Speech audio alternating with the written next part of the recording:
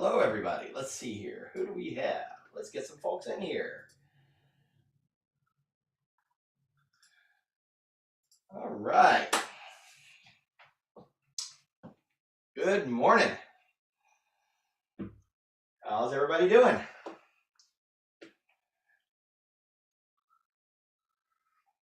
Get some folks off of mute here and let folks start trickling in.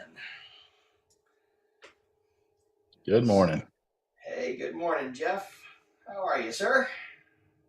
I'm doing good. That's good. Excellent. Let's see here. And Phil, haven't seen you in a while. How you been? It's been great, man. Been really busy. Yeah, I get that for sure. You? Fantastic. Excellent. We have got a lot going on here. Between the work I'm doing with Method and our clients and the product coffee stuff, it's been a pretty exciting year. So yeah. So what we're gonna do? Have you been to a product coffee before, Phil? I have not. Okay, I know you've done the product camp stuff and you've been around the community quite a while. So what we're going to do here in a few minutes, we're going to let a few more people join, and then we'll go around and just kind of networking introductions. We've got a routine, and I wait for about 10 people to actually get on the Zoom call before I start that. So we'll just chit chat until then. But I will ask everybody to introduce themselves by their name and their company that they're with right now. And then I ask the question, what has your attention? And that might be something you're celebrating. Maybe you've got a product launch. Maybe you've taken on a new product or gotten a new role. Or it might be something that you're struggling with, a challenge that you'd like some help solving. We've got a really robust community of product people here that help each other out. And that's kind of a huge part of what we're doing with Product Coffee is recreating that in-person networking event where you connect with people that might have some experience that fills in a gap for you and find out ways to help each other. And then at about 8 o'clock, we'll go into the program that I sent you a note about, and I'd really like you to share, during that 8 o'clock hour, we'll just go around the room and get as many people as we can to share their story of how they got into product management in the first place. And we take those, it's just fun for people to hear how this whole career path is really unique in that very few people actually set out and say, hey, I want to get into product management. Now, I know we got a guy joining the call today that I'm pretty excited about that actually is finishing up his college degree and saying, I want to get into product management. So we'll hear some of the... That's because they have college degrees for that now, Jason. I know, right? Most of us are too old for that. Right? They still really don't. Yeah, but they have some that are labeled that way or intended that way, right, Jeff? Yeah, but you're right, 100%. Yeah, you're right. It's also one of those be careful what you wish for, right? Yes. Right. I do think if I said I wanted to be a product person when I grew up, my father would have tried to reset me pretty early on too. I don't think you need to do that. Just like I don't think you need to marry a blonde, blue-eyed cardiologist.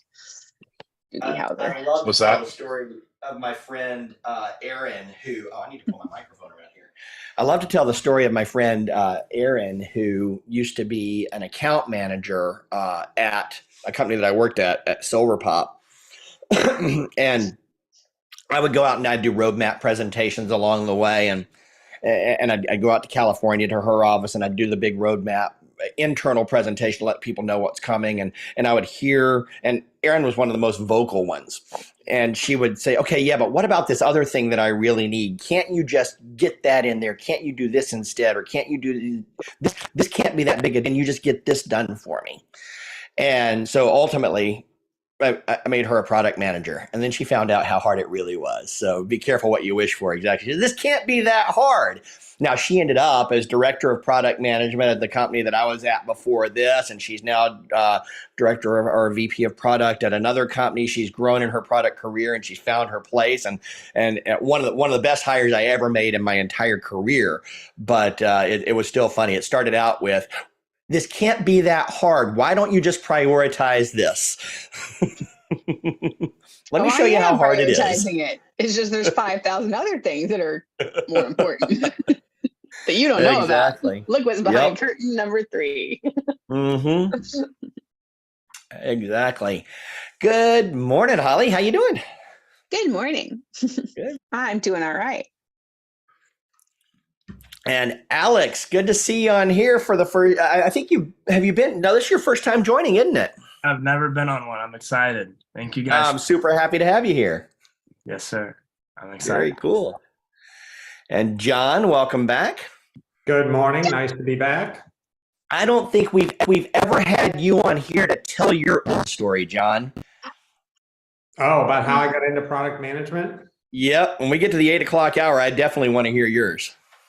It was an Yeah. accident. He didn't mean to. Well, that's kind of how it usually happens. It wasn't even called product management then. Yeah. What was it called, John? Rock chiseling?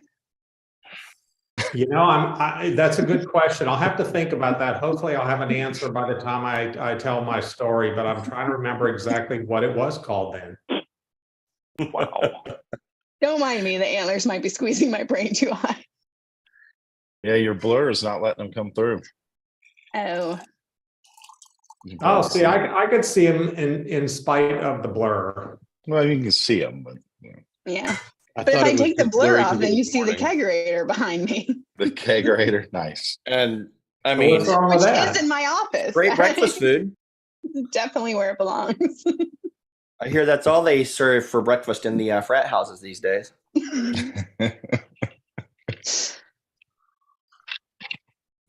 Yeah. Breakfast of champions. It's got carbs. Got everything you need. So we got a couple more folks joining in here. What's everybody? So this is going to be our last session before the new year. Well, our last full product coffee session. We do have a book club tomorrow, and we've got our last workshop of the year on Friday. And then Holly and I were just working on this. I'm pretending like I haven't talked to Holly in days and days and days, but we've actually been chatting since about 5:30 this morning, kind of finalizing some plans for next year. I'll give you guys a preview here. We are starting in January. We're starting a brand new series on taking on a new product, and it's going to be a really great ramp into the new year. With one of the things we were talking about, we had a different series in mind altogether for January, but as we saw in Q4, the number of people that were going through reduction in force activity and losing their jobs and starting new jobs, and the number of companies that, while there's been a lot of RIF activity out there, there's also a lot of companies that are still struggling to find great product. So now there's some in the market, and people are going to be starting new roles at the beginning of the year. So we decided let's lean in really hard and do a series on taking on a new product, whether you're moving internally and taking on something, from an internal transition or a promotion, or you're just starting a new internal initiative, or if you are moving to a new company and taking on a new product. There's a lot of things to think about and go through as you're doing that. So we thought that'd be a great start to the year to really walk through a few key topics on that subject. And I'll talk about that again a little bit later as more people get on. But we've got about 11 people on here right now. So let's start doing some introductions. And since this is Phil's first time at Product Coffee, Phil, I would love to welcome you to introduce yourself to the Product Coffee crowd. Sure. Hey, my name's Phil Newman. I don't know what name and company, right? So I'm a senior director of product with Anaconda. So we do data science, machine learning platforms, world leading data science platform. And you sing 90s rap around the office a lot? Last year's user conference was kicked off by Sir Mix-a-Lot. He did make an appearance, and Nice. it was fantastic. Oh, awesome. I bet. Absolutely fantastic. I love I'm 1,000% convinced he had no idea what we were talking about, but he was fine. It's okay. Yep. So what has your attention these days, Phil? Really is what has my attention is the data science and machine learning space in the community. Our roots are in open source, and so the open source community is moving rapidly and really focused on what's a true innovation? What's a fad? What is something that we should look to operationalize and then add value and productize? And I think of immediate things like are in the press all the time, like GPT-3 chatbots and Stable Diffusion are the two that really have my focus right now. Yeah, I love that question. Even what's an innovation and what's a fad? I can't tell you how many times, and we've all seen it. You get caught up in that moment of, hey, this is a really interesting technology. How can we go use it? How can we go take this idea and productize, put it in our product? And it turns out it's just so much hype for not a whole lot of value, or hype directed in the wrong direction. I mean, there may be some real, like blockchain's a great example. There's a lot of power in blockchain technology, but this, I saw so many companies saying, we got to figure out how to use blockchain right now. And they didn't let the dust settle. And same, cryptocurrency, which kind of, they're all tied in together. What are we going to do with crypto? What's our crypto strategy? Well, right now, our crypto strategy for most of you should be wait and see how the market looks at crypto over time. I thought it would stay out of jail. Yeah, right. Well, I mean, hopefully it wasn't FTX. Or Bahamas, take your pick. Oh, you can do both now. I saw the great use case with the GPT-3 chatbot yesterday, where someone used the GPT-3 chatbot to generate the text prompts for Stable Diffusion to generate the prompts for the GPT-3 chatbot. Whoa. Excellent. Fun It fact. was like a Schroeder's cat. Yes, exactly. Like, oh, this is fun. That's some cerebral stuff. I don't think I can hang with this group. Yeah, it's getting a little fact deep. for you, Phil. I'm with you, John. Let's go get more coffee. The note that I sent you to ask you to join us today, I generated with GPT chat. Did you? Excellent. I did. Awesome. So I'm so hurt. I'm never going to believe that anything Jason sends me is a personal note ever again. They're all notes. Voicemails. They are all personal. I promise. After this, I'm actually at a personally team use offsite, and I'm presenting in a bit about GPT-3, and I'll be like, oh, hey, guess what happened to me this morning? Nice. Cool. Jason, you need to trade out that stocking cap for like a propeller hat. That is such a great idea, John. I need a Santa propeller hat. That has got to happen. All right. So let's switch over. And I want to welcome for the first time, I want to say hi to Alex Meddy, who's joining us for the first time, Brian Beard, Evelyn Dewberry, and Luke Anderson. Welcome to all of you for joining us at Product Coffee for the first time. I know some of you I reached out to, and we're kind of joking about, I used GPT chat to generate a message to reach out to a bunch of people just because I was really wanting to try the tool out. And I said, hey, can it do this? But and it can, but I really want to welcome you. And so what we do here for the first few minutes at Product Coffee is we just do a round of introductions, and we'll do that until 8 o'clock.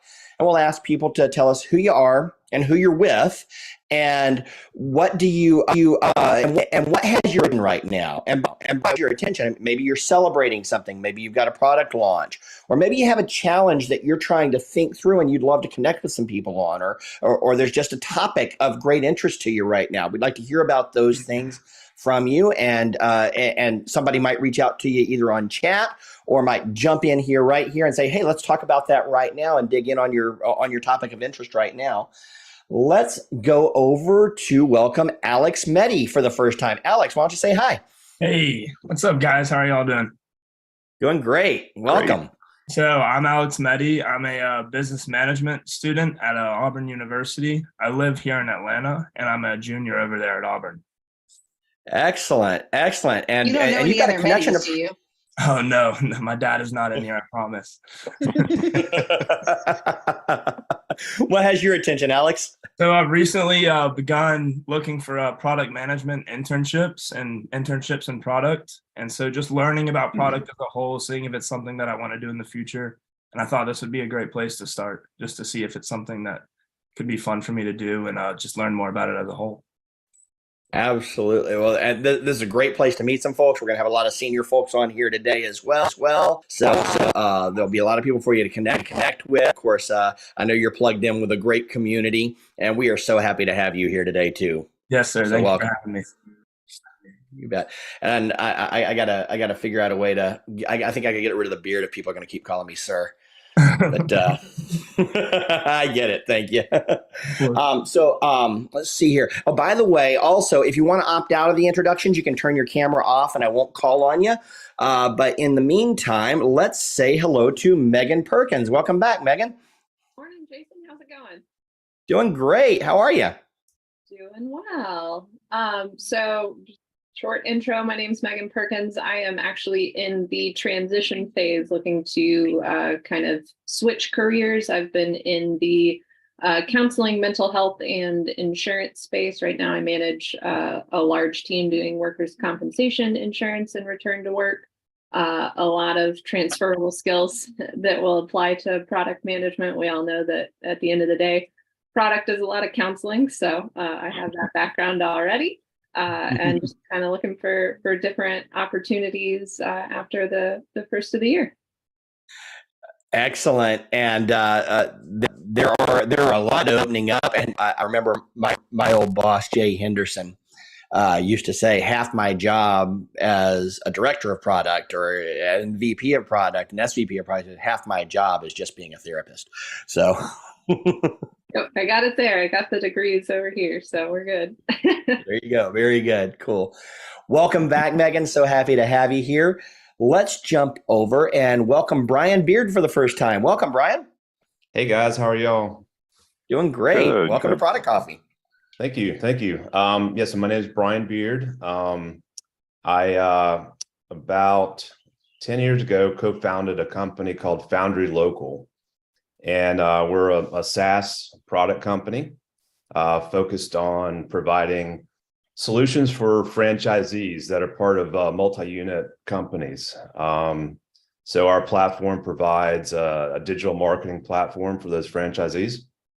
And being one of the founders of the company, I've worn pretty much every hat you can wear in the company. But my main areas of focus have been product management, user experience, and then I'm obviously on the business strategy side as well. So I'm a bit of a hybrid, I guess you could say. Mm-hmm. But I've had the privilege of meeting with Jeff Meddy and TJ Edwards over at Method, and they told me I should check this out. Awesome. Well, we're so glad you're Welcome. here. Would love to know, as you're kind of moving into the beginning of the end of this year and into the beginning of next year, what has your attention right now, especially coming from that kind of founder's viewpoint, moving it, and in the economy that we're experiencing right now, what has your attention? Yeah, so like Megan, I'm actually starting to explore what might be the next chapter career-wise. I'm looking to do something kind of at the next level. So I'm exploring product management and again, business strategy. So trying to find this convergence between those skill sets and interests. That says quite a bit about Jeff and TJ. I'm very excited to hear that. So very good to meet you. Welcome to Product Coffee, and glad to have you here. And we'll look forward to hearing from you here in a bit more in just a few minutes. So thanks for joining us. Thank you. Let's see here. Who else do we have on the call with their camera on that we have? Luke Anderson. Welcome to Product. Why don't you jump in here and introduce yourself to everyone and tell us what has your attention?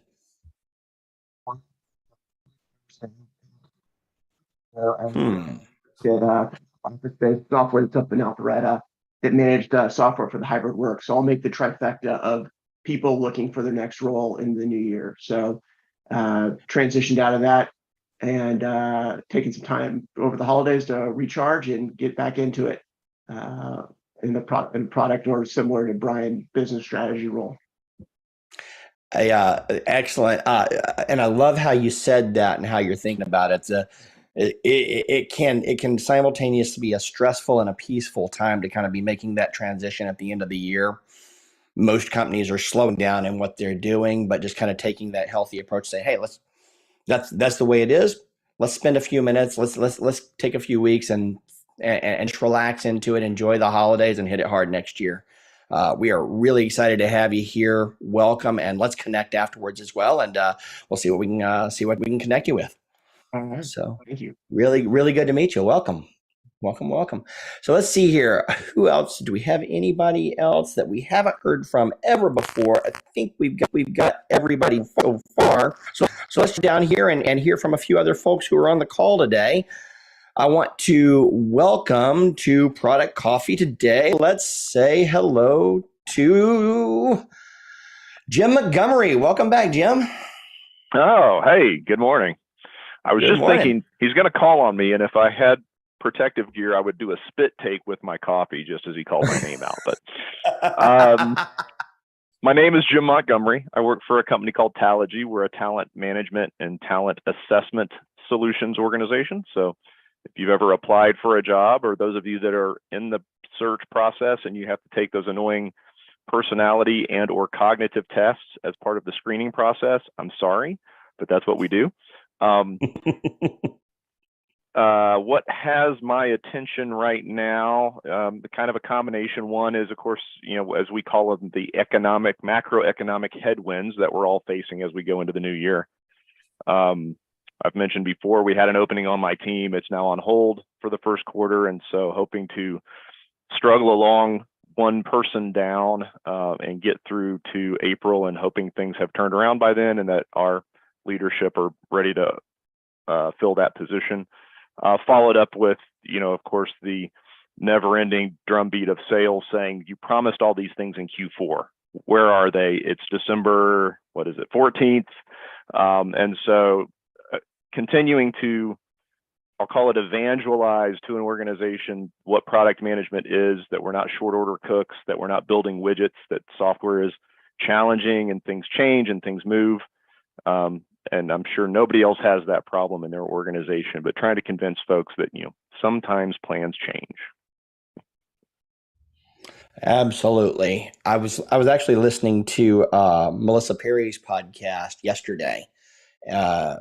It came out a couple days ago, but Jenna Bastow was the guest on her podcast, and she was talking about that exact topic and the process of building those relationships across the organization and changing their perspective. So if you haven't heard the latest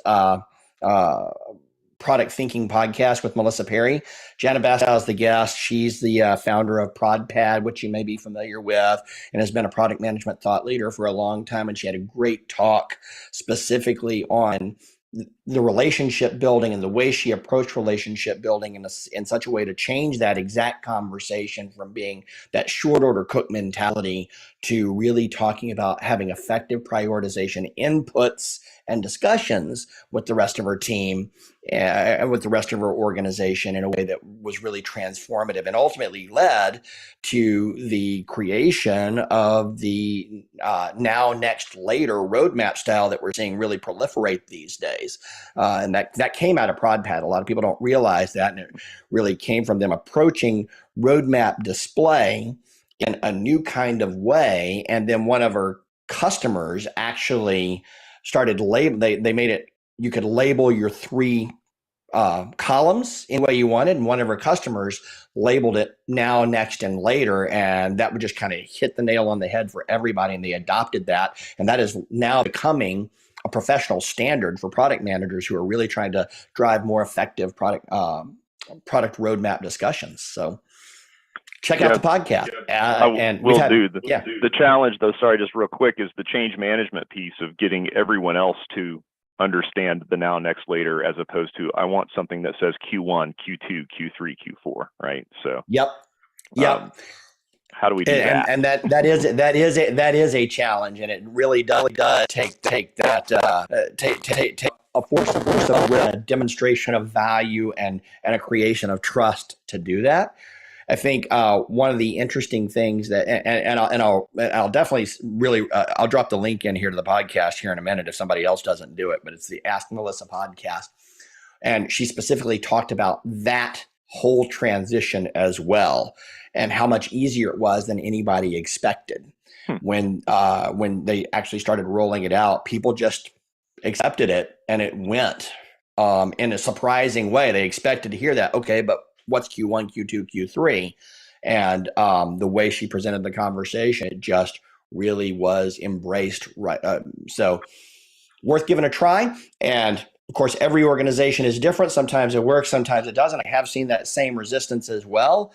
But definitely a lot. There's a big trend in our profession to go that route. So it's worth really leaning into, because it helps get out of that minute by minute prioritization conversation. Jason, Let's see here. Is it the podcast where she's talking to Mark Kagan? That's a different one. This was just this past week. Oh, okay. I think I was listening to it day before yesterday. Oh, okay. And Divya, I'm about to turn over to you and ask you to introduce yourself. So why don't you say hi? Hi everyone. My name is Divya Gachu, and I am right now in a transition phase. I have moved from India to the United States in sometime earlier in 2022. Before that, I was working as a head of product for last mile delivery operations and quick commerce in a company called Big Basket, which is the largest e-commerce grocery company in India. And I don't know if anybody knows Shah Rukh Khan, but he's the biggest star in Bollywood star, and he used to be our brand ambassador. So so it's a pretty good company, and so I headed a bunch of initiatives there, which were quite interesting and challenging. And right now, I am on the lookout for what's next, thinking about what's the right place to be next, and trying to get those opportunities. So you've got a really good, robust product management history rooted in supply chain. Yes. And which is in Atlanta, that's a great space to be. There's a lot of companies headquartered here that are going through digital transformation, especially around their supply chain activities. So I think I think there's a lot of opportunity out here for you. So I think we'll be able to help you find your next step pretty quickly, even if you want to use supply. And one of the things that people often get caught up in is, say, I've got subject matter expertise, but I'd really like to do something different in my next product management role. I don't want to get stuck in my case, it was marketing technology software, which I love MarTech, but that's all I had done and wanting to change. Don't be afraid to use your expertise, your current expertise, as a landing space in a new company that has diverse needs, so you can walk in and take on a role that uses your expertise while you learn the rest of the company, and then make your play to migrate to a new space. It's a lot easier to do that than it is to say, I've got all this expertise in marketing technology, and now I want to be a healthcare product manager. Well, no, go work on MarTech in a healthcare company, and then make your transition into healthcare. Mm-hmm. So I'm absolutely and I really like supply chain. So there's, I think that it's a vast space. There's lots to learn anyway. So I'm not caught up on, starting over into a new space altogether. Not yet. Excellent. Okay. All right. Well, we've got a couple more folks joined for the first time today. We've got Nilima and Dan have just joined us for the first time. So happy to have you here. And what we're going to do now is I want to go ahead and start switching gears, and because we got a little bit to talk about before we get started on our program this morning. And I know we've got a couple people that have to drop a little early as well. So I really want to take just a quick minute and welcome everyone to Product Coffee. My name's Jason Brett. And every week on Wednesday, we get together and we have a meetup of product managers from around the world to talk about what has our attention, how we can help each other. And we dig in on some product management topics to help each of us become more impactful and more influential product managers and accelerate our careers. This week, we're going back and doing something a little fun. We're just kind of gonna do origin stories this week and talk about how each of us got into this crazy profession in the first place. And so what I would invite everyone to, in a few minutes actually starts the program. If you'd like to tell your story, we'd love to hear it. So just raise your hand. I've got a few people that I've already drafted and have no choice but to tell me their story. But I want to hear what your path into product management was. And we'll come back to that in just a moment.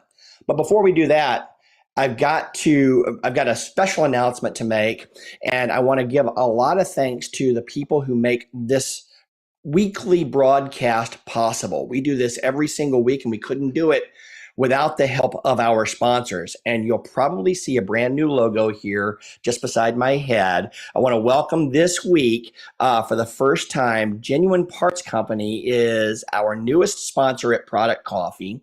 They've joined, and if you go to gpc.productcoffee.com, that'll take you to Genuine Parts career landing page with a filter already applied. They have over 100 openings for product people right now around the world. 100 product management roles open at Genuine Parts Company. They're going through a massive transformation. We're going to have them on next, as we get into the first part of next year, we're going to have Genuine Parts join us and talk a little bit more about what they're doing. They had a great job fair here in Atlanta yesterday where they invited a bunch of product campers to come in and look at their opportunities. And they are really leaning hard into hiring in the new year. So if you're looking for opportunities, they're specifically looking for people with 2 to 3 years of product management experience minimum. They're looking for some experienced people to come help them build a modern product management practice inside their organization as they transform Genuine Parts Company. And for those of you who don't know Genuine Parts, you've seen them. You may not know them by that name. You've seen Napa stores around the country, in the U.S. and in other parts of the world. They're labeled as Genuine Parts, but Genuine Parts is the parent company of all the Napa retail stores that serve your mechanic shop as well as consumers in automotive aftermarket parts. So check them out. We've had quite a few Genuine Parts folks involved in Product Camp and Product Coffee since the very beginning.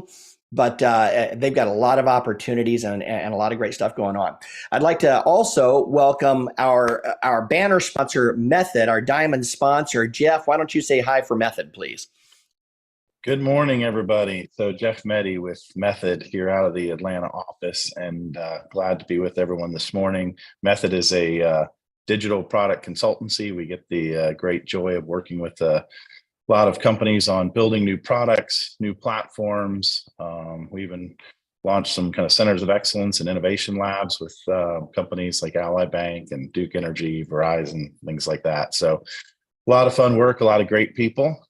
We are also hiring. Go to method.com. You'll see some roles. And if you're interested in anything, please feel free to reach out. We're always open to a conversation and looking forward to the session this morning. Thanks so much. Excellent. Thanks, Jeff. And I also want to welcome back Sophian, our other platinum sponsor. We're pleased to have that. I don't think we've got anybody from Sophian on the call yet today, or am I mistaken? If there's anybody from Sophian, raise your hand real quick. Doesn't look like it today. That's okay. I think somebody's joining later. But Sophian has recently released Acclaim products. And you can go to Acclaim products or just go to Sophian.com and you can click the link to Acclaim products and check that out. They're doing a free trial to let you dig into a great solution for tracking your metrics and your KPIs as a product manager. And they've got a great walkthrough framework to check out. And I also want to welcome back John Mansour from Product Management University. John, say hello. Good morning, everybody. Nice to be back here again. And of interest to this group, we are doing a winter training seminar series. So not just a webinar, they're actually going to be training seminars. Our first one is January 4th.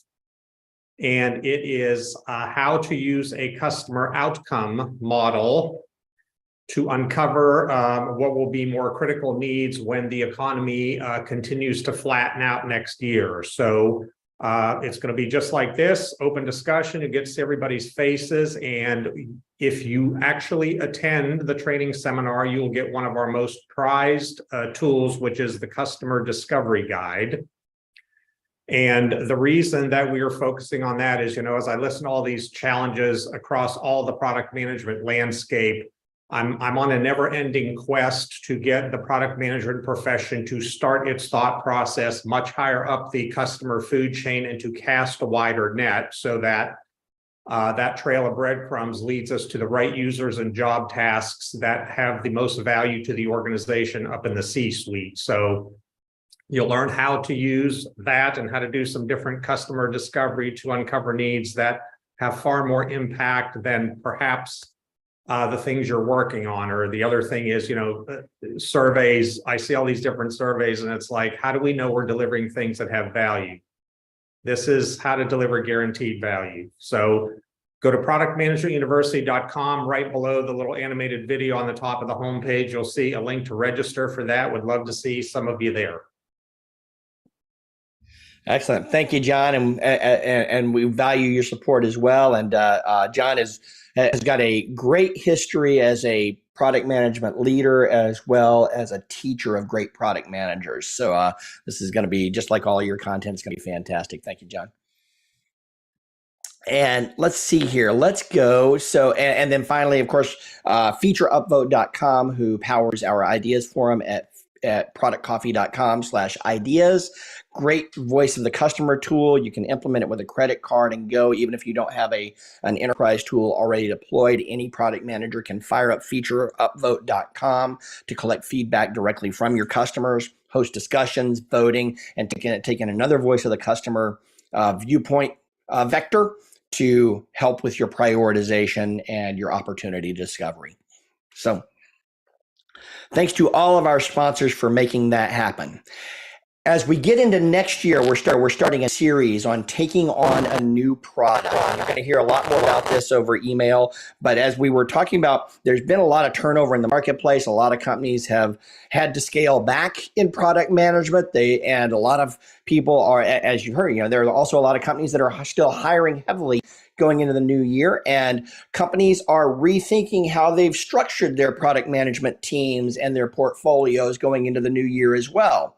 A lot of the folks we have here at Product Coffee, we're hearing for one reason or another, they're getting into the new year and they're taking on a new product. And so we're going to have a series in January that's going to really walk through some of the key aspects of taking on a new product, some of the things that you need to think about. And in our premium workshop at the end of January, we're going to dig into collaboratively building a 90-day plan for your new product to come in, do your assessment, make your initial plans, and build influence and authority with your new product as you take it on with a very specific, clear plan. So we'd love to have you join us for that in the new year. We're really excited about it, and we'll tell you more about it in the weeks to come. We're finishing up our Making Metrics Matter series today. And I had intended to drop one, but I didn't. We've also got finishing up Making Metrics Matter series. We've got one more session on Friday, and that is our workshop for the month, and it's Power Metrics. And in Friday's workshop, we're going to be doing a deep dive on the North Star metric, helping you frame out your North Star metric. If you're in a company that already has one, we're going to help you understand how you can leverage that North Star metric to make sure that your product is in alignment with it and that you're thinking about the right sub-metrics and contributing metrics to ensure that you're contributing to company objectives in the right way and communicating it in the right way. And if you don't have one, we're going to walk you through a process to identify one and socialize that with your company so that you can have more constructive strategic conversations with your leadership as you're making your product plans leaning into next year. That is $199 for anybody. It's a 2-hour workshop on Friday at 10 a.m. Eastern. If you are a Product Coffee Premium member, it's included in your membership. That's $250 a year right now. If you sign up by the end of the year for Product Coffee Premium, you'll be grandfathered into that price as our price rises in 2023. That annual price is going to go up. But if you join now, you'll get that price for as long as you maintain your membership, and you'll get 12 workshops throughout the course of next year and a whole bunch of other content that'll help you be a more impactful product manager. So we're really excited to have you join us for that. But if you don't want to join the whole thing, join us for the workshop next on Friday, and we'd love to see you there. Go to productcoffee.com to sign up for that. This week, though, we're just going to have some fun. It's been a long year, but as people think about how they want to address their career, we hear that the path into product management is varied. A lot of people have approached it in a lot of different ways. And today we're going to hear some real specific stories about how some of the people on this call that you hear from all the time have been a part of, have grown into their product management career. If you run over to productcoffee.com/now, you'll see a resources page. And later on, there'll be a recording of this session available on that page. It'll be there in about 2 months, but you can bookmark it if you want to come back to it later on. And if you go to productcoffee.com/notes, and I'd really encourage you to do that, please go to productcoffee.com/notes and join us in our Google Doc. And this is where we will your question notes. And I'd like to please, as people introduce themselves today, grab their name and a couple notes about their history, grab their LinkedIn address if you find it, and just help people connect through these stories that we're going to tell today. Collaboratively drop them into that notes document. You can star that and save it in your own Google Drive so that we've all got access to it later. Productcoffee.com/notes. We'd love to see you there. But for now, let's get started. And I would like to, I'm going to go down through, I've had a few folks join us today, and I am anxious to hear your story about how you got started in product management. What was your path into this career? And I want to run over to, let's see, Phil, I know you're at an offsite today and you may have to drop early. So I would love you to jump in here first and just tell us your origin story. How did you get into product management in the first place? Like many people, accidentally.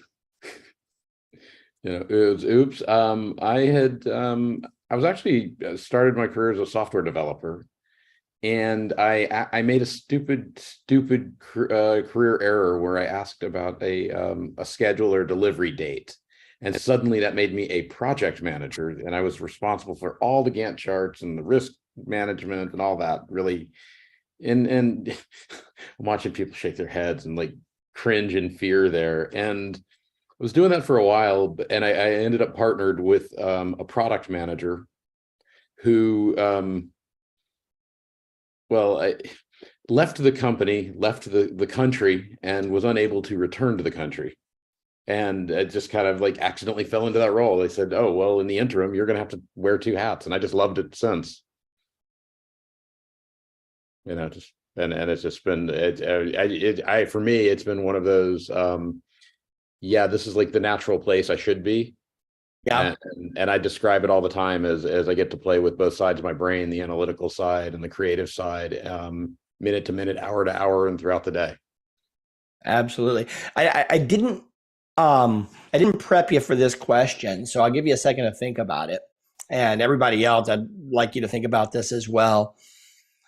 As you have continued in your career in product management, what are some of the things that you've learned that if you're advising someone who's just starting a career in product management, what would you tell them is something really important for them to think about, something important for them to do to make sure that they really maximize the opportunities and enter this career effectively? What advice would you give to someone starting in product management? Oh, wow. What would I start with? I think it's the one that's come into mind a lot lately internally for me at work is really I think about segmenting my internal stakeholders the way that I segment my external customers, right? And I have to actually, really spending a lot of time tailoring those messages, tailoring the presentations, and it comes very acutely. And I know we started this a while ago talking about roadmaps a little bit, and we don't have a roadmap. I've got, a bunch of roadmaps. They all show the same data, but it's sliced, diced, presented differently for different people that have different metrics they're driving towards. Right. My chief revenue officer, he speaks revenue and only revenue. And I got to make sure that roadmap is speaking to that when I talk with him. Excellent. Thank you. I'm getting some comments here in the chat that my sound is cutting in and out. So while the next person's talking, I'm going to work on that a little bit. If you would like to share your story and want to jump to the front of them, go ahead and the actions panel at the bottom of Zoom to raise your virtual hand, and I'll ask you and I'll invite you to come up front and tell your story. But in the meantime, while we're doing that, I'm going to jump over to John Mansour. And John, why don't you tell us, we've had you as a guest on Product Coffee lots of times. You've been sponsoring Product Camp and Product Coffee, but I don't think I've ever really heard your origin story. Tell us how you got here. It's probably a case of last man standing and tag, you're it. I came into the software world. I was director of procurement and supply distribution for a big hospital, and we implemented financials and HR software from what was a big company back then. They recruited me to go into pre-sales, so I did that for a few years.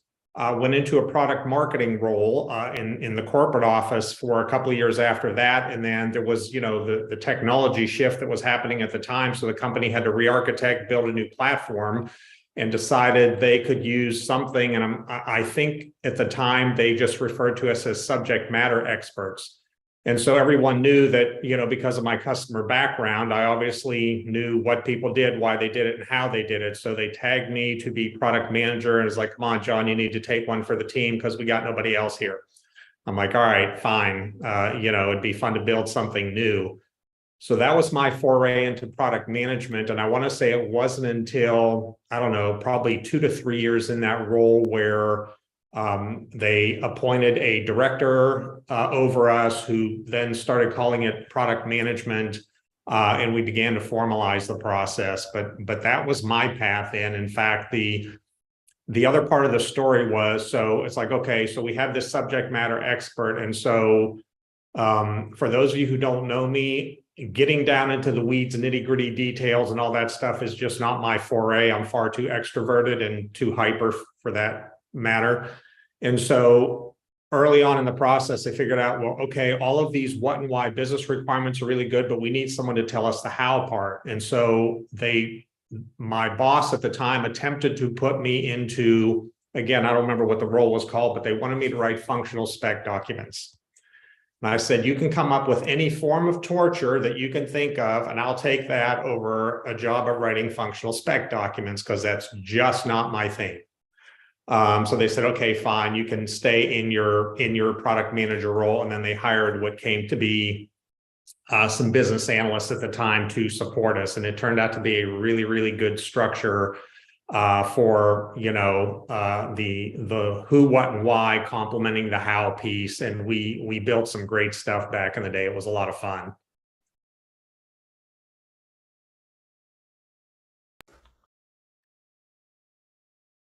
Excellent. And so I'll ask you the same question I asked Phil. And I know you give a lot of advice to a lot of people, but if you think about the number one piece of advice you give to new product managers, what would you advise new product managers? If I were a brand new product manager, and I think this is a big difference between, people coming into product management today and some years ago, I would say spend the vast majority of your time before you get yanked into the rabbit hole of all the minutia of the product. Spend as much time as you can getting to know your customers and what they do and why they do it, at a level or two above the user, because like I said earlier, I think so many of the struggles that we deal with as product managers is because there's not, we don't have good solid context, customer value context behind the things we need to do to our product. And I think, anybody can justify anything when the discussion is about the product. But, in my simple mind, if you make everything you do about something that is really critical to the customer and you have good context about why it's important to their success, then it kind of neutralizes all the product discussions, right? Because as long as it's important to the customer, it should be important to us. And, sure, we got to take a few detours every now and then on our product roadmap.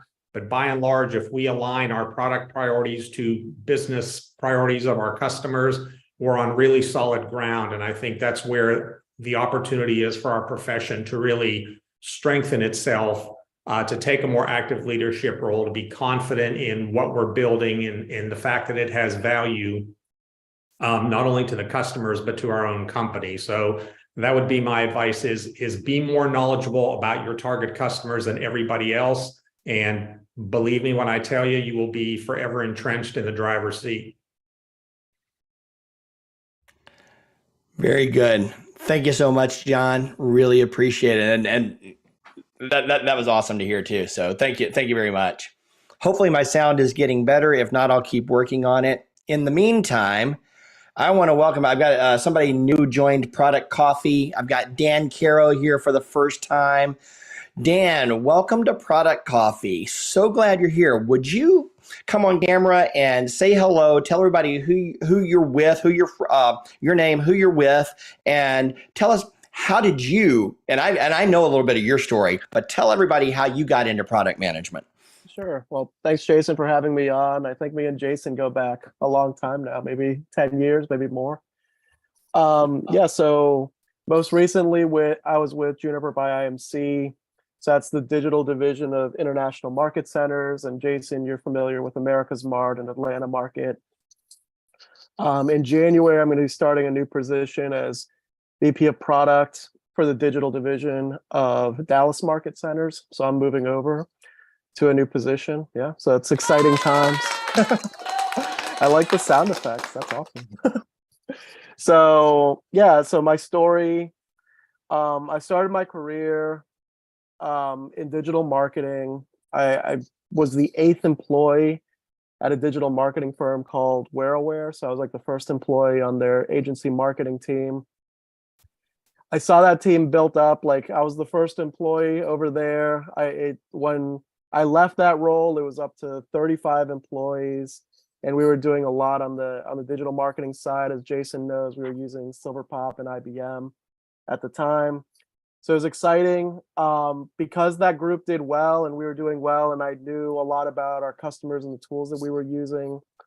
The CEO of that company, like we were starting a product division, and like he said, we need a product manager over there.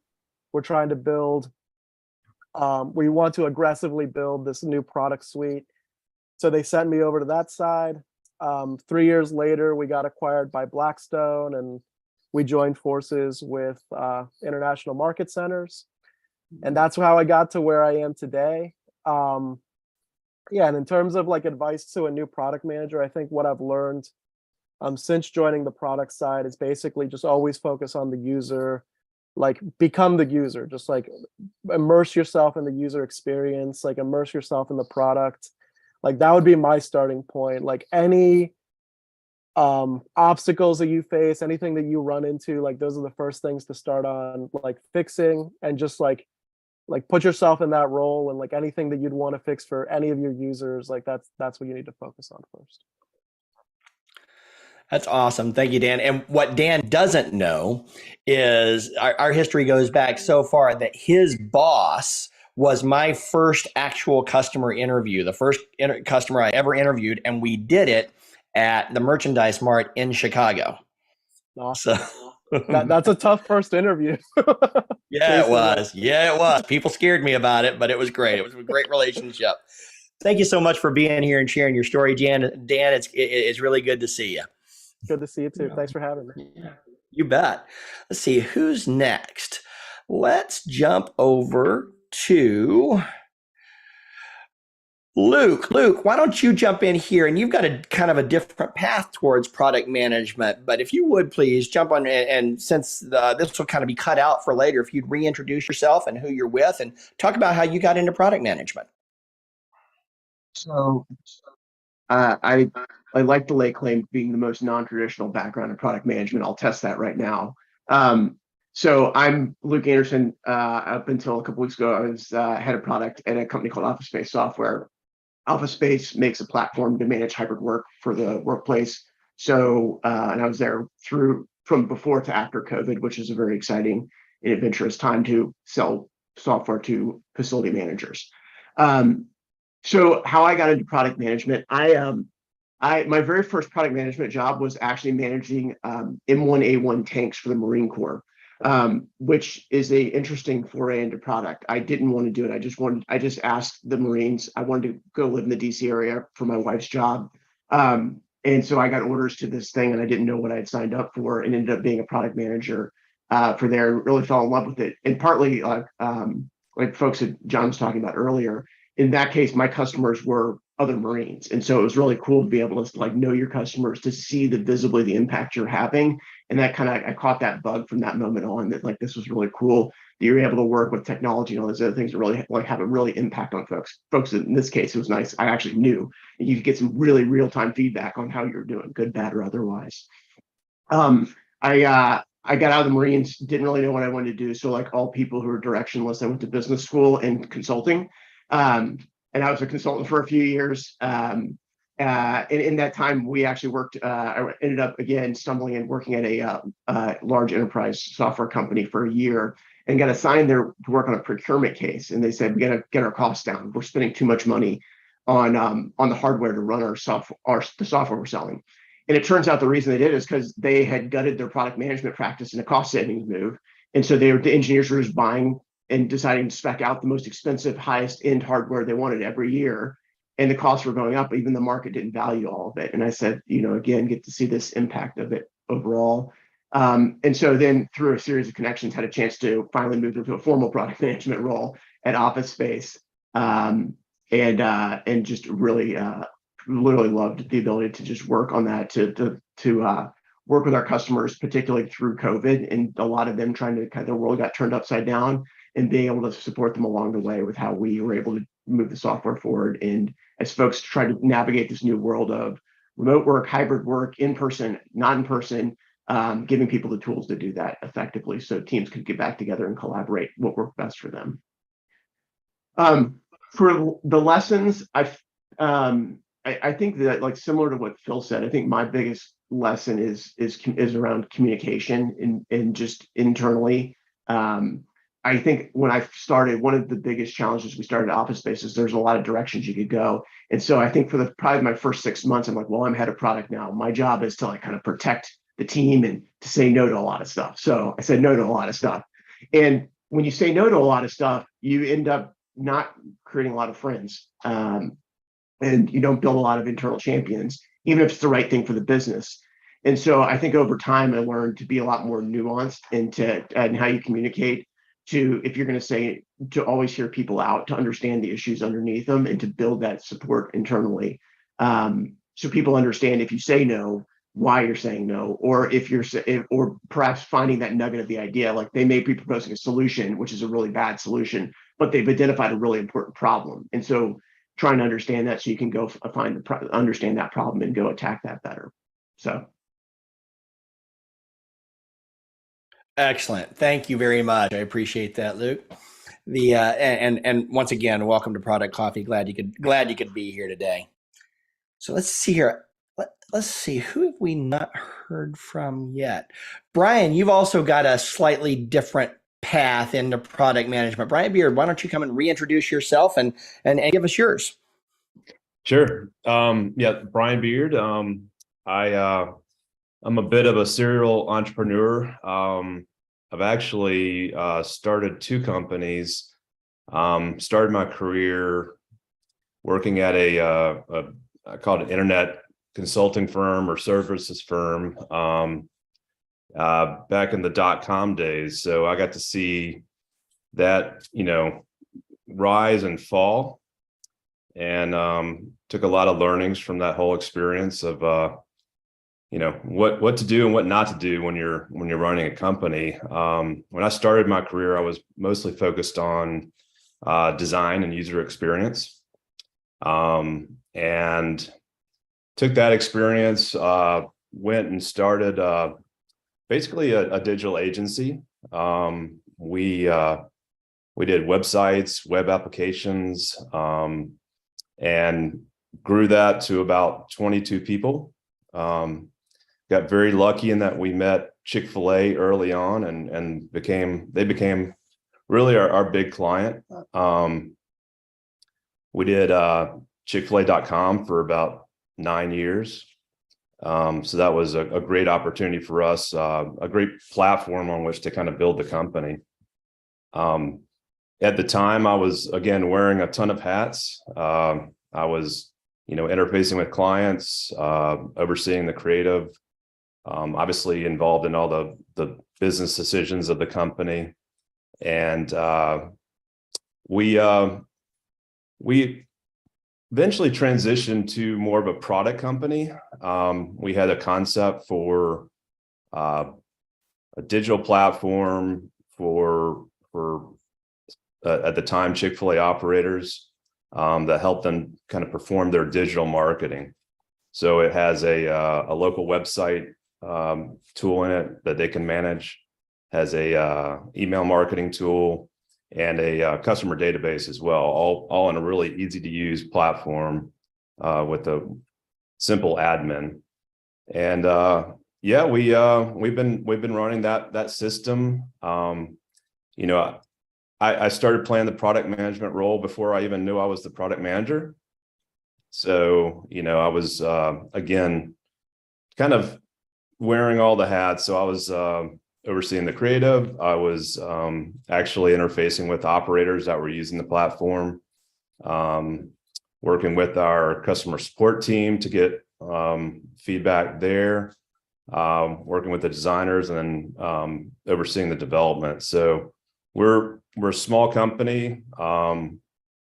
That's been great from an experience standpoint and getting to kind of learn all the aspects of the business, but also definitely challenging at times. Sometimes wish we had a bigger team to kind of lean on there, but yeah. So I'm right now I'm mainly focused on kind of determining where the product goes, and that's again done through trying to kind of study all the different aspects of the business. One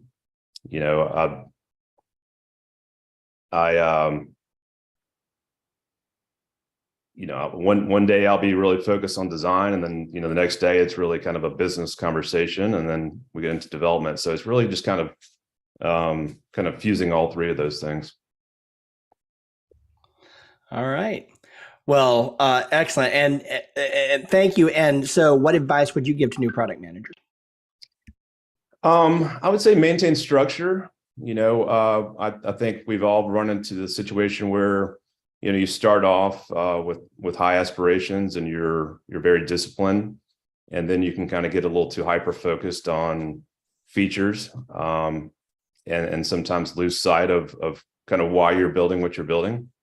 And so I think one of the things that we're trying to do is occasionally step back and just kind of revisit the goals for the product and what were the business goals that we started with, and just making sure that we're still in line with what we set out to do. I'm sure everybody here can kind of relate to the tunnel vision syndrome, where you get too into whatever you're working on and kind of forget why you're building it. That is some gold right there. That is really, I love that. And just to kind of say that back again, it can't be repeated too much. You just said, step back every once in a while and relook at why you're doing what you're doing in the first place. What were the goals that you set out to achieve? What are the outcomes you're chasing? And make sure that you're rooted in that why and those outcomes, not just focused on the release, because we've decided we're going to do the release. We've decided we're going to deliver the feature. So that's what our reason to exist is now. It's about the outcome that feature is supposed to deliver, and make sure you always keep rooted in that. That was fantastic. Thank you so much, Brian. Thank you. You bet. And let's see here. I want to jump over next to Jahanzeb Jabbar. Welcome back, my friend. Hello, friends. Thanks for having me. It is a tough act to follow after Chick-fil-A. Mine is not as spicy as that one. However, I will try to make this illuminating. I spent product management, as with many of you, is my second career. I spent about 8 years in the IT network infrastructure space. And then, like all lost souls, decided to go to business school to find myself and made the pivot after that. And since then, for the next 11 or odd years, I've been in product. Started out, spent most of that time at American Express in New York, which is where I'm from originally, and started out as an individual PM, kind of grew up in the company, working on credit card pricing, very bread and butter for American Express. So figuring out what the personalized price is we should give to person A, B, C, and so on. And so, very back-end focused. Then my next role there was a regulatory job, which was hell, but I learned a ton and worked with probably the smartest people at the company, because the last thing that Amex needs is to be in the newspaper. So they put all the smart people and me on this project. So it's great to get us out of trouble through some consent orders from the CFPB, which at the time was newly formed. And after that, I was rewarded by my favorite job, which was some of you might have, if you have an Amex credit card in your wallet, you'll know Pay It, Plan It, which essentially turns your credit card into an installment loan when you need it and continue to operate as a credit card when you don't need it. So if you have a large purchase and you want to revolve that, you don't want to necessarily revolve and pay interest on all the coffees and lunches that you're having on the credit card too. So you can take the large purchase and just pay a fee rather than some weird APR 15.99 that no one understands.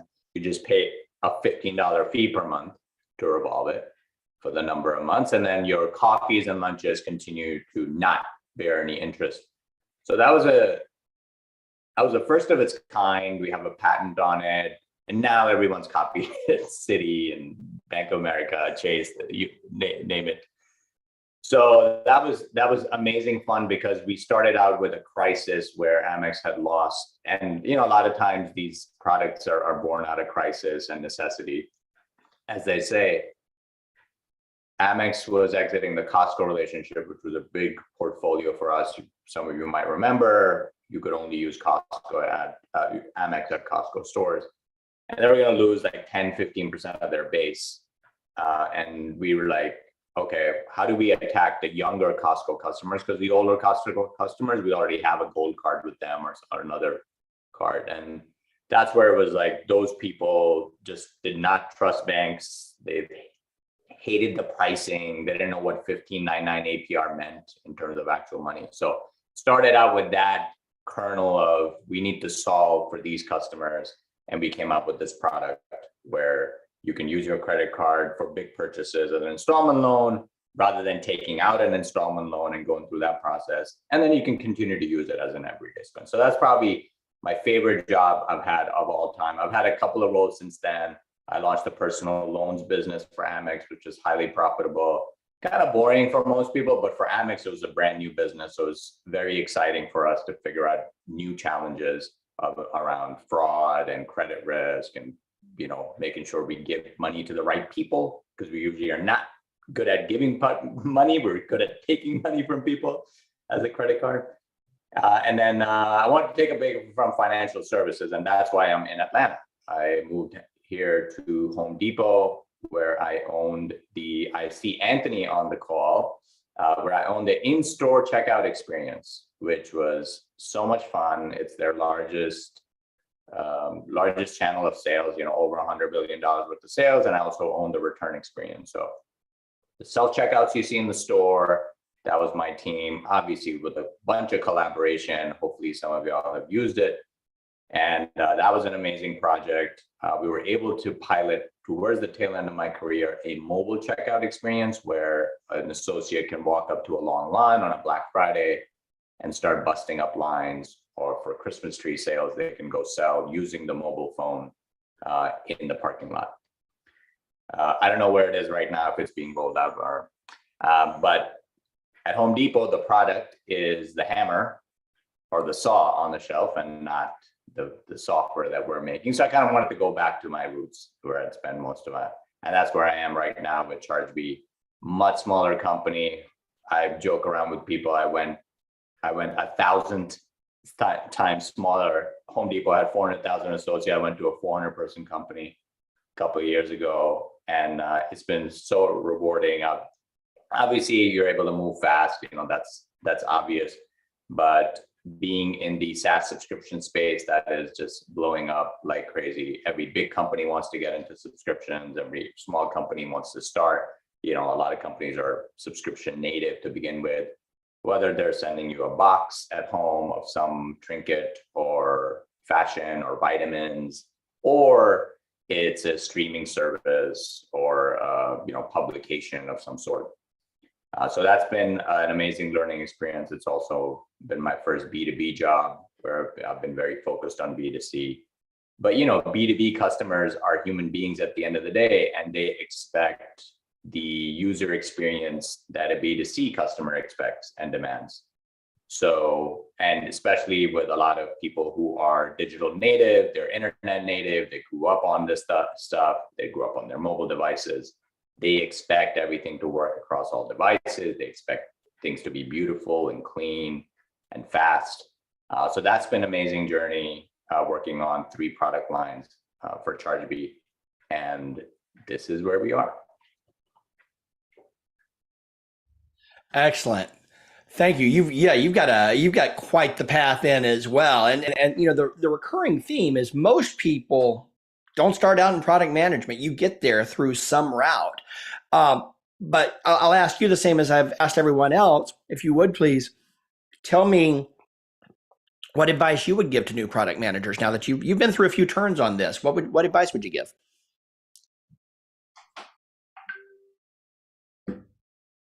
So it's a tough one because I have worked for different companies value product differently. And at some companies, you almost kind of have to prove what you're doing.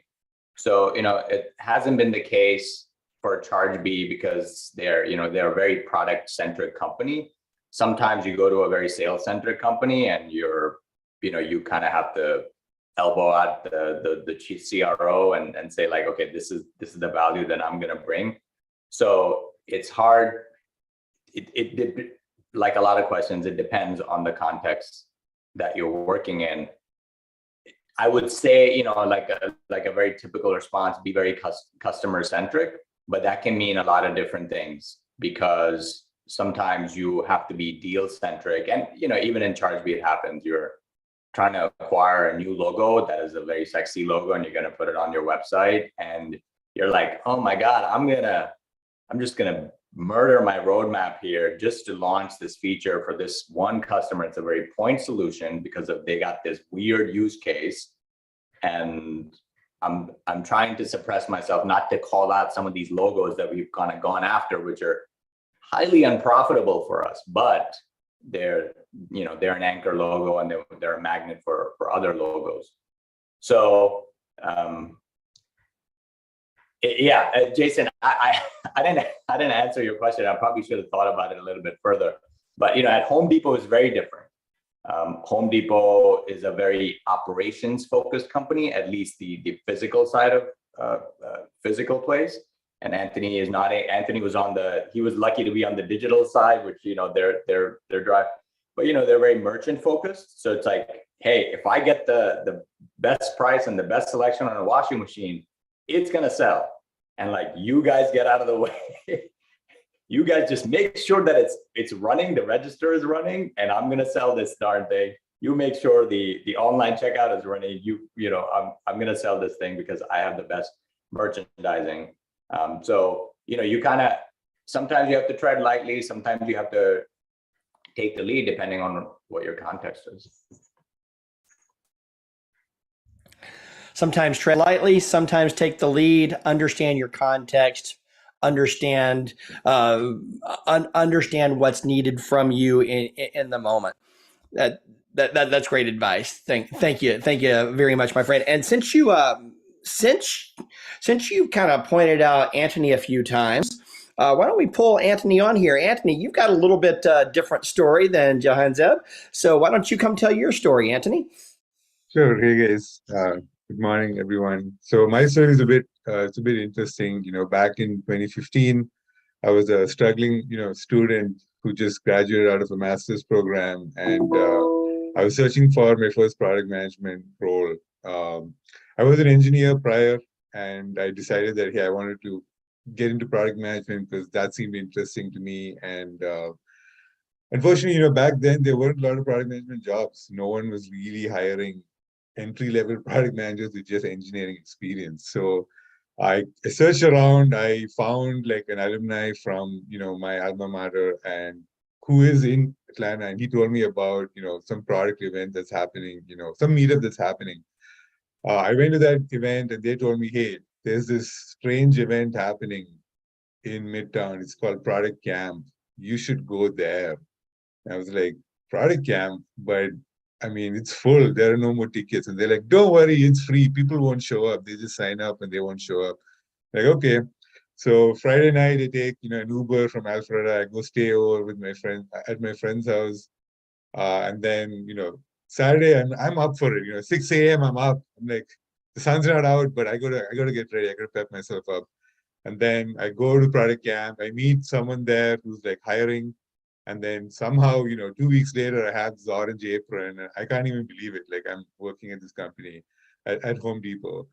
I didn't even know what team I was going to go into. Like I didn't even ask that question. I had even no idea how teams are organized. And trust me, with the first 1.5 years, I had no idea what I was doing there. It was a step function change after a year. So I worked in different, areas of the e-commerce, shopping journey with many different stakeholders. Really enjoy my time there. I did work with store operations towards the end, and like Janza mentioned, they're very operation focused. They worry a lot about space for some reason. I mean, I know why they worry about space because it's limited.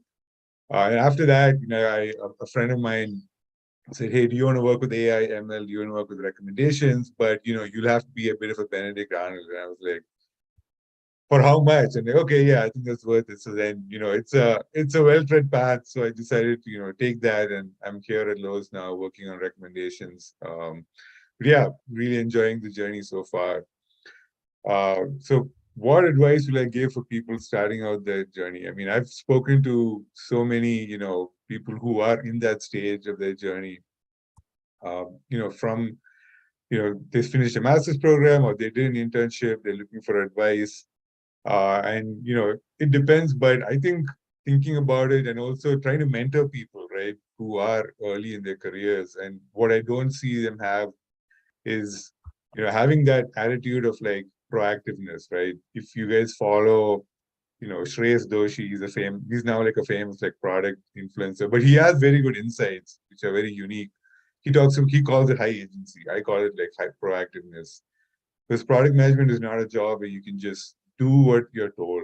Because if you're doing that, you're actually just like below the mark, I would say. I mean, it's great that you're doing what you're told, but you need to like improve things and come up with your own ideas, right? You need to kind of understand the entire picture, find out some themes, and maybe like improve things. And I think that's what I don't really see with a lot of, people coming out from university early in their careers. They're really used to doing what they're told. And if you tell them like, here's the like end goal, figure out how to solve it, the first thing they do is ask someone else, hey, how do I solve this? But that's not really what we want, right? Like we want them to get some ideas from different people, but try to figure out which is the best idea. So that's what, and to further build on that, like you can only do that if you're really interested and you have like some sort of passion, right? So that's what I would like tell a lot of like people early in their careers, like try to kind of have a passion. If you don't have a passion, try to have like a great like proactive attitude that can come from your interest in the industry or your interest in moving up. Maybe that motivates you. Maybe it's the fear of getting laid off. Like I don't know, like whatever that motivation is, try to find that and try to like go a little bit above and beyond. And you don't need to do that all the time, but maybe 20% of the time you go above and beyond. That's like my advice for like people who are early in their careers, and that applies to the job search process as well. it applies to everyone at every stage of their careers, but sometimes you can coast under experience. I wouldn't advise it, but sometimes you can. You can, but I like how you positioned that. Fundamentally, a product management role is a leadership role, and waiting until you're told to do something is not the path to success as a product manager. It's not the path Exactly. to It's impact. not. If you want to be a successful, impactful product manager, you are looking for ways to make things better for your customer, for your market, for your company. Those are the kinds of leaders that are successful in product management. Don't wait to be told what to do. Find the problems and then figure out how to solve them and get help figuring out how to solve them, but take charge, take the lead. Yep. That is fantastic advice, Anthony. Thank you very much. I really appreciate that. And Jahanzeb, thank you for hiring Anthony. I did not hire him. I just got an opportunity to work with him. He's in a completely different space. Yeah. Awesome. I wish I could take the credit.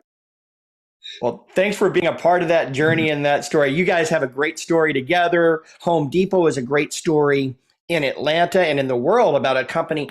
One of the things I love about the Home Depot story is Home Depot did not start out as a technology product company. There was technology to enable a retail experience. But over the last, 5-10 years, really 5 years, Home Depot has transformed into a modern product company that is enviable, right up there with the Facebooks and the Googles in terms of the types of innovation that you're doing, or that Home Depot is doing at the product level to reinvent and innovate in the entire retail industry. But for that brand, it's a great story about how a company can go from being having an IT mindset to a product mindset. It's a fantastic story.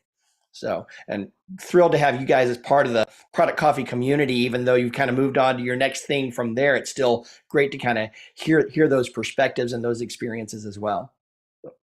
Yeah, if you get an opportunity to work for Home Depot, it's a phenomenal culture and really a culture of learning. Even though you don't think of Home Depot as a product company, they had so much product-centric training.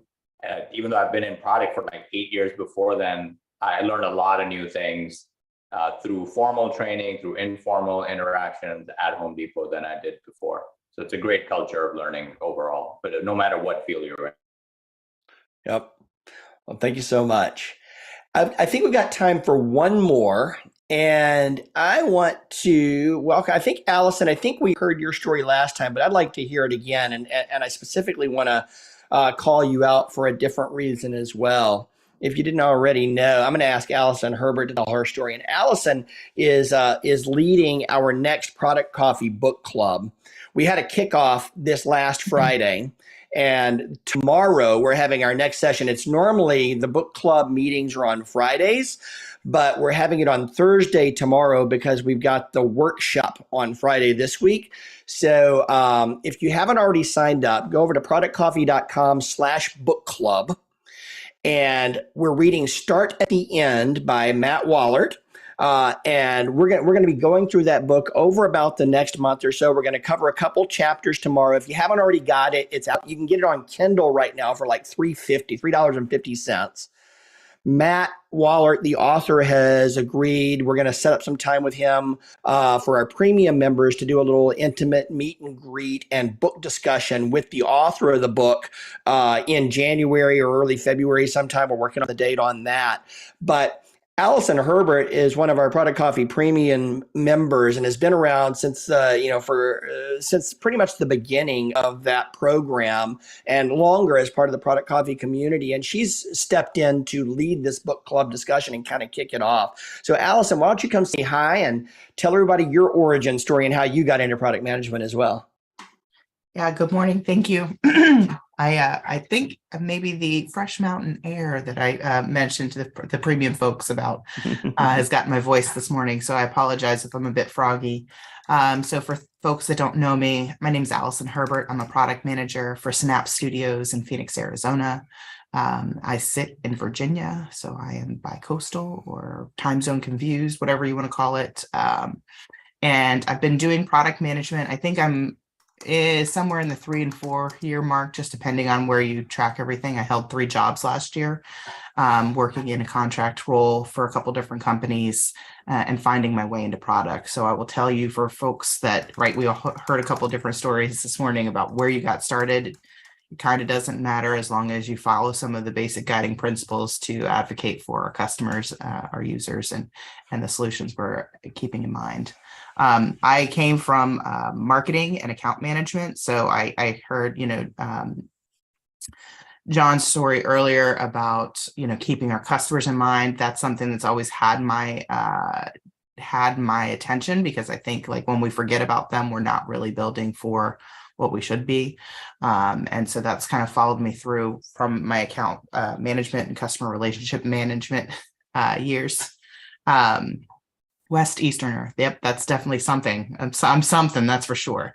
And then thinking through, like, how could I take the interest and passion I have for finding the customer's voice in the work that we do, and taking it to teams that either don't have enough exposure to it, or reminding them and advocating for them when we're developing solutions. Right now I'm in a consultant space. I've worked as a contractor before. I came from something completely different. I don't hold an MBA. So it's like, I've been scrappy finding my way in any way I can get there to where I am today. And I honestly think it's taken this year to say, oh, yep, this is going to stick. So I hope even with the economy in front of us and business changes always come at you when you least expect it, that I get to continue to learn. I will say, shameless plug for the premium membership here. This community and this group has been transformational for me this year. I am an introvert. I have taken a test and tried to be an extrovert and only got 25%. So this is not my comfort space. This is not where I'm supposed to be. But this group of folks really encouraged me to keep asking, keep staying curious, keep engaging with you and asking, how did you get this figured out? How did you deal with this stakeholder? How did you manage this roadmap? And I would encourage anybody that's sitting in the corner thinking about that, go ahead and do it. Get started, and you'll find that there's some really valuable connections here. The community is great in the premium space. I'm a professed book nerd.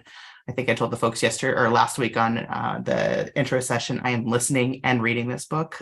So there's plenty of ways to come at this reading practice, even if you're not a prolific reader. My father and my sister would read books for breakfast, lunch, and dinner, and I'm like, I'm still on the first one. So there's somewhere to go. And I'm really looking forward to our session tomorrow, and looking forward to where the book club's going to go in 2023. Yeah, it's really exciting. How we started the book club with just, I don't know, 5 or 6 of us that regularly joined, and we've got like 40 people in it now. Yeah. So it's pretty exciting, and you don't have to be a premium member to join that. It's a book club. It's for everybody. And we'd love to have you join along. Before I let you go, Allison, what advice would you give to a new product manager? I've been thinking about that, and I was hoping I wasn't going to get called on because I am rather new in the space. But I will tell you what has kept me encouraged as a product manager is to not be afraid and to always carry my curiosity. I think we heard there's some bad penalties for being curious in our earlier conversations here, but being curious is going to keep you chasing after, is this the right thing, and gut checking. And then the second thing I do to kind of counteract or balance that is empathy. So curiosity and empathy, and keeping those two by your side, in your side pocket, wherever you need to keep them, so that they're available to you when you have to have tough conversations, tough things to ponder through, and they'll help you guide your direction. At least they have for me. That's how I'm doing it. Excellent. Thank you. And that gets us, we're at 2 minutes to the top of the hour, 1 minute to the top of the hour. So I think we'll call it a day, but this has been great. I love doing these sessions a couple times a year just to hear how people got here and all the varied paths. It's a lot of fun. And I want to thank everybody who joined us today, who's back with us today, and who joined us for the first time. Once again, thanks to Phil, Alex, Brian, Evelyn, Luke, Nilima, Dan, and Daniel. Thank you for joining us. This is our last Wednesday session for the rest of the year. We'll be back on January 11th when we'll be kicking off our series on getting started with your new product. And it's going to be a great series, like we've just done the metrics series over the last month or so.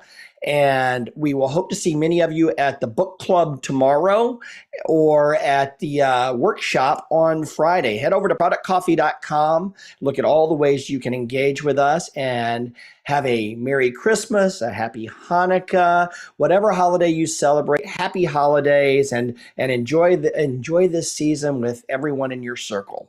And we'll see you next year. Bye-bye.